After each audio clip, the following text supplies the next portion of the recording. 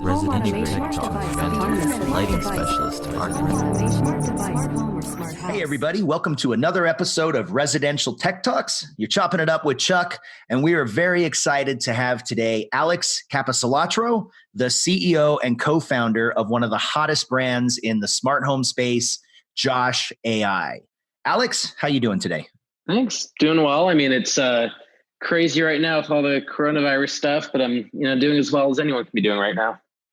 Yeah, it's definitely a unique time in the industry. I don't think anybody's seen anything like this. But I did notice that I think I saw on social media today. Are you getting ready for a flight to Paris? Every year I like to pull a pretty good April Fool's prank, and I thought I usually am up late and kind of can't sleep. Around 2:33 in the morning, I thought, you know what? At 6:30, I'm going to post them at LAX with a picture of an airplane, and flights are cheap. Let's go travel. And it worked. I fooled a bunch of people, but in good gesture. I don't like to hurt anyone with my pranks, but it was a fun joke. It was pretty good. I saw it on social media this morning, and my eyebrows kind of went up, and I was like, "Whoa!" And then I started reading the comments, and I was like, "He got him! He got him!" That was pretty good. By the way, your company also did a little something for fun with the what was that? With the political voices for the JOSH.AI? Exactly. It's kind of been a company tradition. We do an April Fool's prank each year, typically, launching a fake product or a rebranding. And so this year we were thinking, with all the political stuff going on, we wanted to stay away from anything healthcare related. We said, we've got this big election. You're seeing on the news all the time, the Democrats running and Trump and all this stuff.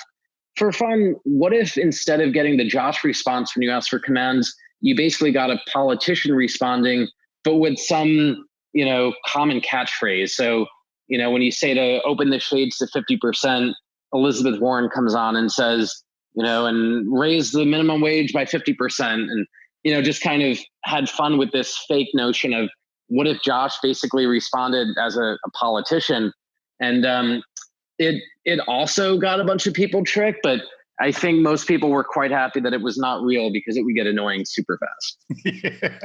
Yeah, we put it out in our newsletter, and I got to forward it to you after this. Some of the responses we got from people was pretty funny. Like they liked it. They were chuckling. We got a couple of responses. People said they spit their coffee out.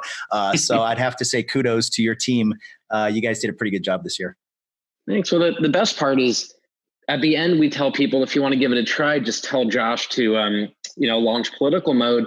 And if you actually tell that to any Josh system, we play back an Obama MP3 file where Obama is basically pulling an April Fool's joke and says, April Fool's in his voice. But we decided to have a little more fun. We did sort of a follow-on. And at the very end of the video, we say, you can also, if you don't want to try political mode, you can try Joe Exotic mode with all the Tiger King stuff going on. And that's all built into Josh as well. That's pretty funny. So what's been going on with you? You're the, like I said earlier, you're the co-founder and CEO of JOSH.AI. You guys are one of the hottest brands in the smart home space, the home integration with voice and artificial intelligence. How have things been for you and for your people, kind of just during this time of everybody staying at home? How has that affected things? First and foremost, I feel super, super fortunate.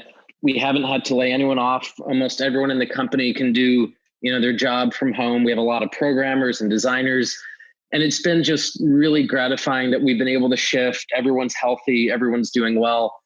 But I mean, God, I have friends that they own restaurants and hotels, and lots of our integrators that we partner with are really having a rough time right now. And that's from, the business sense. You then look at, from the health perspective, I knock on wood that no one that I know, directly has been super impacted by this. But a lot of friends are telling me that a friend of theirs or a relative has tested positive, a couple people even dying at this point. And it's not a good time. For us, we're lucky, we're fortunate. We're trying to figure out, how can we help the community? How can we give back? But I mean, it's a time that, I think everyone is kind of in this together and can't wait for it to end. Yeah, I couldn't agree more. It seems like during times, of this where you've got something that's, I mean, this is worldwide, global, but, it makes me remember like during 9/11, right afterwards, like everybody came together, businesses came together. And it seems like that when we have our backs against the wall and, here in America and even around the world, that sometimes during the biggest crisis is when people really come together and, united, we do great things. I'm hoping that, on the other side of this, we're going to see, people helping people and companies helping their employees and, just really us coming out of this, better, stronger, smarter. And it's a really, really tough time all the way around. And I'm hoping it can help bring out some of the best of us, helping each other. Definitely. And I'm not sure, exactly when this is going to air relative to when we're filming. But for anyone listening, I mean, if you're, one of many of us that are having a hard time, highly recommend checking out the SBA loans that are going on. It's pretty amazing, what the government's offering. These forgivable loans that will help cover employee salaries, rent, that kind of stuff. I know we're definitely taking advantage of it. Lutron today had a great webinar for a bunch of their dealers. I know Control4 and Snap are doing stuff. So, definitely if you're someone that's feeling like, these are really, really tough times, you're not sure what to do, highly recommend looking into the SBA loans because it's pretty amazing what's out there. That's some great advice. And by the way, how did you've got a really interesting story, background. Can you tell our audience just kind of how you got into the tech industry? Sure. So, started JOSH.AI 5 years ago. Just celebrated our birthday this month, so it's kind of a nice milestone. But it's been a crazy whirlwind of a journey before that. So grew up upstate New York, dropped out of high school when I was 16 to go work for the government. Spent a bunch of years in a bunch of different national labs. So I was in DC at the Naval Research Lab working on kind of nanotechnology related stuff. Moved out west, was at UCLA, ended up at two different NASA divisions, the Jet Propulsion Lab and the Glenn Research Center, and then over in New Mexico at the Sandia National Lab. And I found that I love cutting edge technology. I love kind of working in those types of environments. But what always frustrated me was you can't talk about it. It's highly confidential. You can't commercialize this stuff. And therefore, the direct impact on people is, in my opinion, either lower or at least further out. And so I really wanted to get to a place where I could bring technology to people and try to make a difference. And so I got out of doing work for national labs. I was still kind of in the high technology space. I did some work for SpaceX and then joined electric car company Fisker Automotive, and just found that I love that intersection of solving really hard problems that involve design, software, and hardware, because it's just a really interesting mix of talents that you have to bring together. And I think that's where the magic really happens. So I built a couple companies, sold a couple companies, and 5 years ago, when I was kind of looking at what was next, I was in the process of building a home. My business partner was basically remodeling a 40,000 square foot 1930s home in Colorado. And the two of us were just chatting about, there's so much great hardware. You've got these great speakers, great lighting fixtures, great shades, but the software felt like it was just not as good as it could be. And we started thinking about, with machine learning and artificial intelligence, how you could really transform the home and the user experience. Voice is a piece of that. So for those who don't know JOSH.AI, we build our own voice control. It's a big portion of what we do, kind of pride ourselves on the natural language concept of what Josh can do. But beyond that, we also find it's really important to use data and use machine learning to start to get smart with things like energy management, health and wellness, safety and security. There's so many areas in the home that we believe in transforming.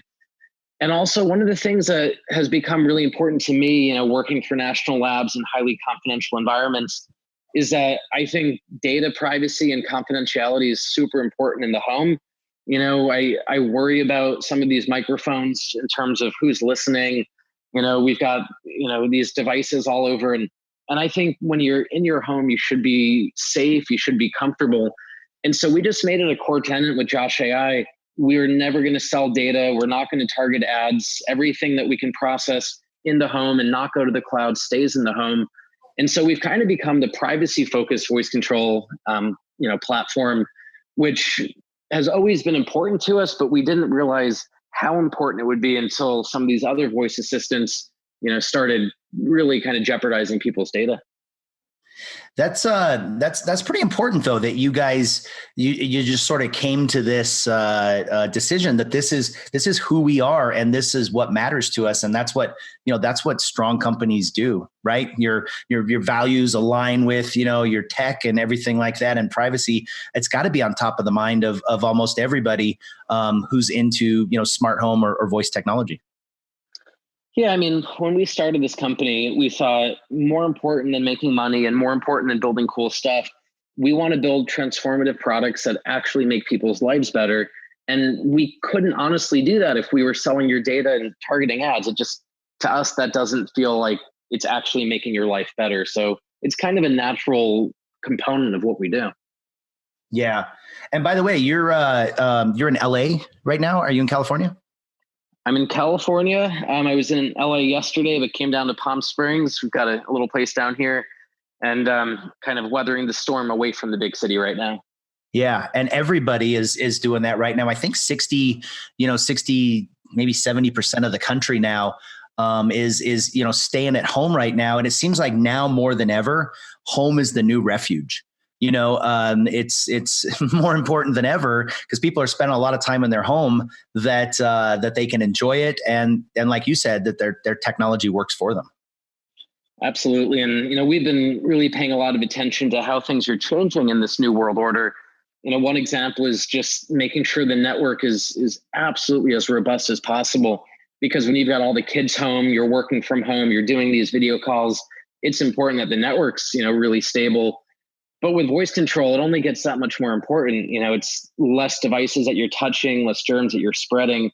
And it's just a really interesting kind of dynamic of, now that we're working and spending all day at home, people are starting to realize, I think, how important this technology is and how important it is to integrate it and install it properly.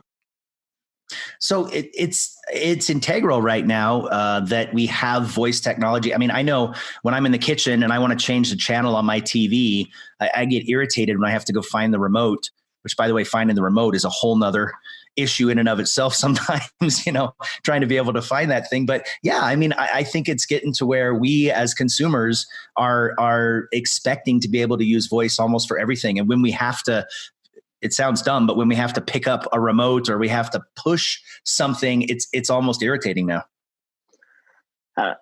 I agree, but I think it even goes well beyond, just kind of changing the channel.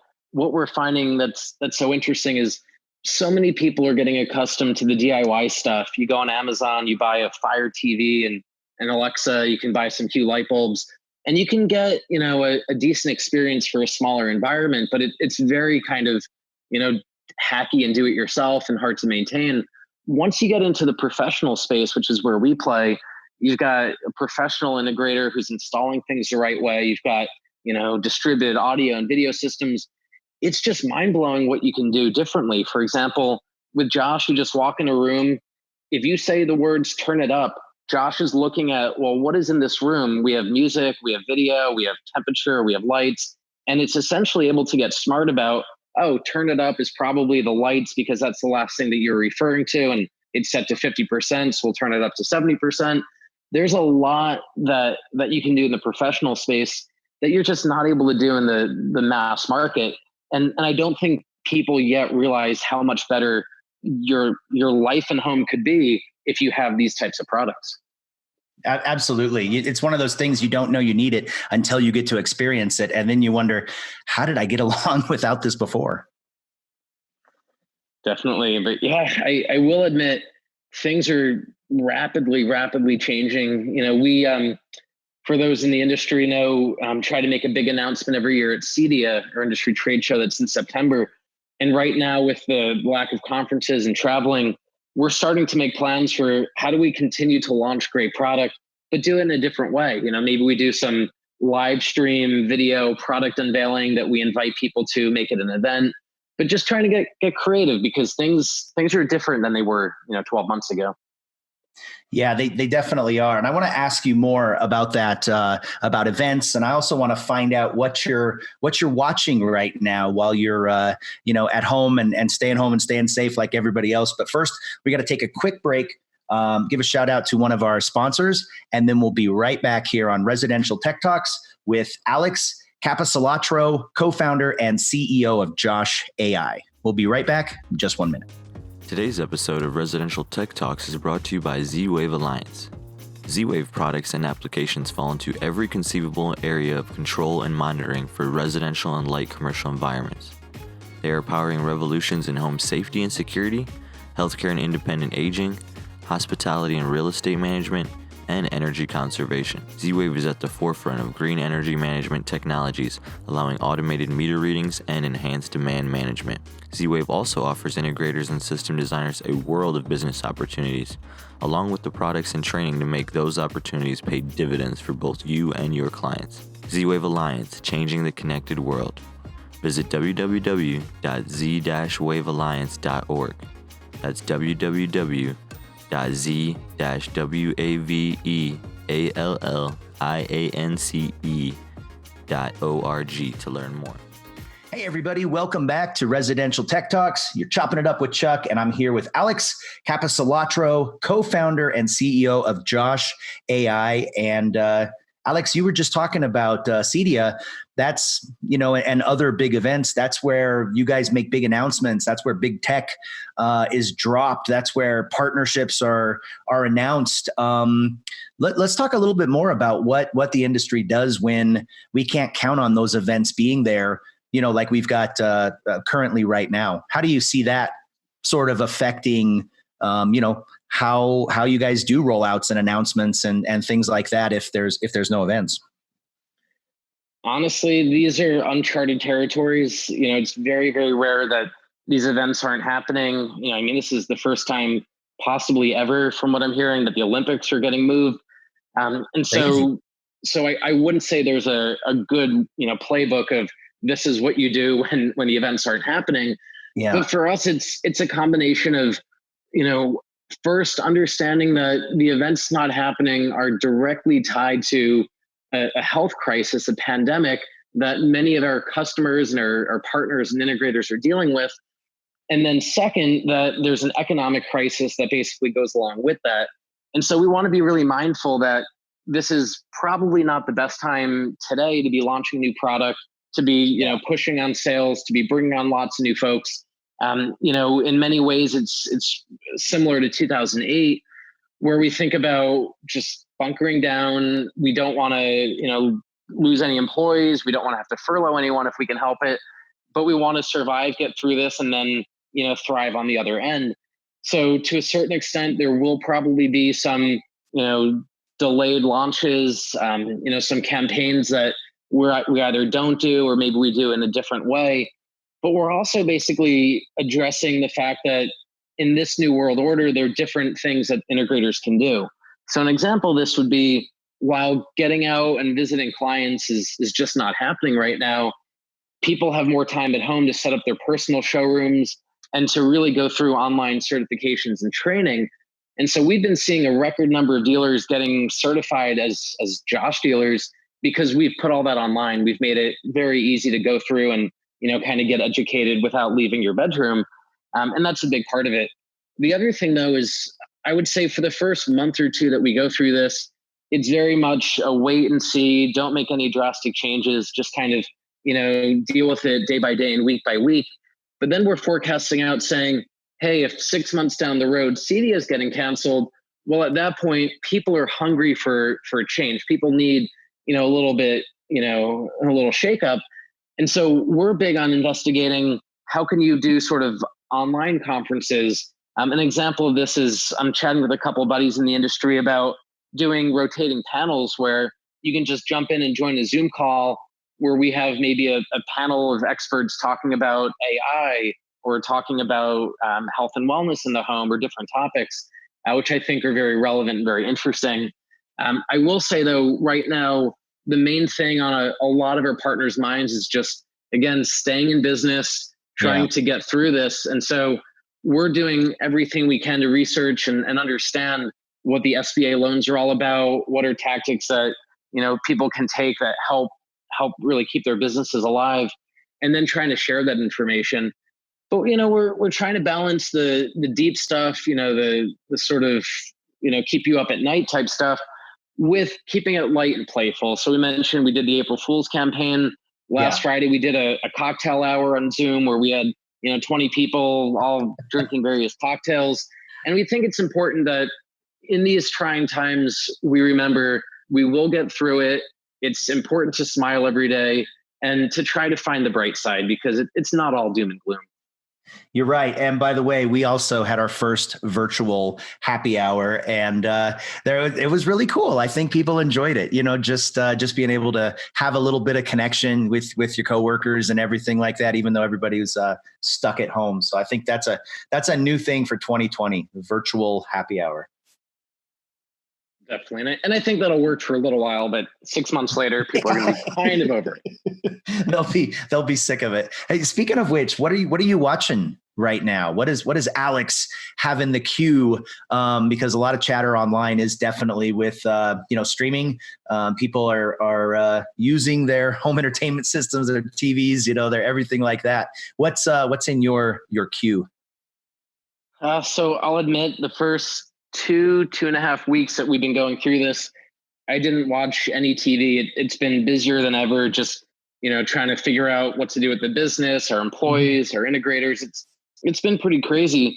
But one by one, friends kept recommending and posting and talking about this ridiculous Netflix show, Tiger King. And I said, I've got to see what this thing's about. I watched the first episode, and I have to admit, I'm a little hooked. I'm now 4 episodes in. I'm not binging it. I'm letting it take its time. But an episode a night, it's a pretty ridiculous show. I have to admit. Yeah, it's I'm the same way. I finally had to check it out. I used to live in Florida, so I kind of know Florida. Florida man, you hear about that, and so checking it out, I was it's definitely the kind of TV that gives people something to talk about. What kind of a system do you have? What people like to have, nice home theaters and stuff like that. What kind of a system are you rocking? Oh, I'm embarrassed to admit, I typically, if I'm going to watch anything, I prefer just to watch on my phone. I'm really, really boring in that regard. But this house here in Palm Springs, we've had it just about a year now. And so we inherited a bunch of technology and then kind of built on top of it. This is the first home I've ever lived in that was a Control 4 home. And it's pretty cool. It's got a nice surround sound kind of living room setup with a Sony TV that, is just great to watch. But then we put in all Lutron for the lighting and shades. It's a sort of a glass box, very modern home. So we have all privacy and blackout shades on the windows, and then just controlled everything with Josh. So we've got voice controls to turn on the fireplace. We've got Control 4 music throughout, and this is still, I think, a beta feature we haven't officially released, but I can go around and, ask Josh to play, classical music everywhere, and it's going to do all that right through Control 4. We've got a interesting Pentair setup at the pool that we've been using a bit. I don't have it all fully integrated yet, but when I get some free time, I try to just build it, further and further along. I don't know if I've asked you this, but where did JOSH.AI, where did the name come from? We started the company as officially incorporated as JStar, which was kind of a placeholder. My business partner just went in and filed that without really checking with me. And he came up with the J, which was initially from a sort of a friend of a friend named Josh, but not thinking about it as a brand. This was a case where we had different sort of voice assistants for different things. I think his skiing house he called Sean White, so that was Sean. My home I called Theodore, named after the male character in the movie Her. We had lots of kind of fun names for different setups.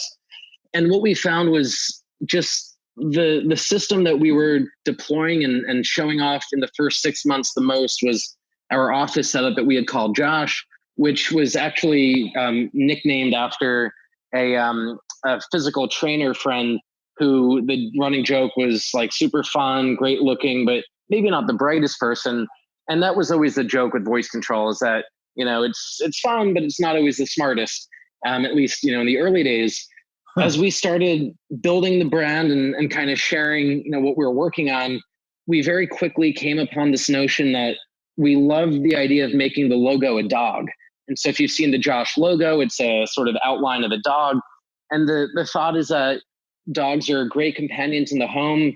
You've got the sort of legacy of it's man's best friend.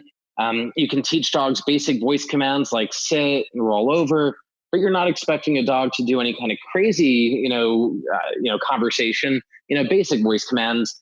And then, of course, there's the whole security and privacy aspect that a dog can be a watchdog. And so we knew that we liked the idea of the dog long before we kind of settled on the name. And as we just were talking to people about the system, they very quickly would hone in on Josh as a person, a personality. Yeah. Right. And so people would ask us about Josh and say, oh, it was fun chatting with Josh. And, what new things has Josh learned? And we just realized that from a branding perspective, it was really great in that it's a simple 4-letter word. It's very memorable. The downside is that it's not the most unique name. So we added the .ai to really kind of symbolize what we are as a business. And JOSH.AI has just become a very kind of sticky brand. People hear it, they remember it. It's easy to kind of think and say. And what kind of sealed the deal was I often like to kind of search, brands and see kind of what things come up on the internet. And if you search Josh, you get the Urban Dictionary result as one of the first pages. It's either first or second that comes up. And Urban Dictionary basically says Josh, as sort of a noun, is that fun-loving guy, shy at first, but when you get to know him, you'll fall in love. And we just thought that was so perfect for what we're trying to do. That is brilliant. And I couldn't agree more, because I think of, if I think of like Google Voice, I think of something impersonal and cold and just software. But when I think of JOSH.AI, it's almost like you said, like a friend, I don't want to say like a butler, but, someone that's there to serve you and make things better. And it personalizes it. I think it's a really, it's a cool name that you guys have. And it does, like you said, it makes your brand feel different and not so impersonal. And by the way, dogs are loyal and they do not sell your data. Exactly. You can trust a dog in the room, any conversation. You definitely can. I don't know if you can trust the other guys. Do you see voice as kind of a stepping stone to more artificial intelligence? Voice is very much a piece of what we do and a piece of what I think the user interface of the home needs, but it's not the entire be all end all. I think automations are really important. You walk in the bathroom at 2 a.m. You don't want to say, turn on the lights. You want a motion sensor to bring the lights up, but bring them to the right level. You don't want them to go to 100%. And so it's our belief that voice coupled with automation and machine learning is where you can start to do some really amazing things. And an example of this is the more that you live with voice, the more that you just kind of get lazy. You expect to be able to say very simple things. Mm-hmm. And so with Josh, if you walk into a room and say, play some music, Josh knows what room you're in. It knows what time of day it is. And it knows historical context of what music you typically play in different rooms at different times. So if you often work out in the gym at 7 a.m, when you go in there and ask for music, you're going to get workout music. But if you go in the dining room at dinner time and say, play some music, you don't want workout music. You want classical music or something more relaxing. And so Josh is using data and contextual information with the addition of voice to try to do smarter and smarter things. Yeah, it's fascinating what you guys are doing. And I just think it's really, the whole industry is great. The whole residential tech space, smart home, everything like that is incredible. But it's just really fun to see what you guys are doing and how you're doing in the industry. And I'm really excited to see what comes next from JOSH.AI. Where can people get a hold of you or find out more about JOSH.AI? Yeah, so the website's just JOSH.AI. We're on all social, Facebook, Instagram, Twitter, etc. which is JOSH.AI spelled out. So JOSHDOTAI. And then I love when people reach out directly. So you can just email me directly if you'd like, Alex at JOSH.AI. That's awesome, man. We really appreciate you taking some time to be with us here today. We'll make sure that we keep an eye on what you guys have going on. Hopefully, we've got Cedia coming in about 5 months, because I think it'll be really cool for everybody to be able to see each other again and have these announcements and stuff like that. But in the meantime, take care of yourself, stay safe, and again, we really appreciate you coming on, spending a few minutes with us here today. Everybody, Alex Capecelatro, co-founder and CEO of JOSH.AI, here on Residential Tech Talks today. If you like this episode, make sure that you like it and share with your friends. And don't forget to follow Residential Tech Today on social media so you can stay in the conversation with all the cool brands just like this one here. Thanks a lot, everybody, and have a great day.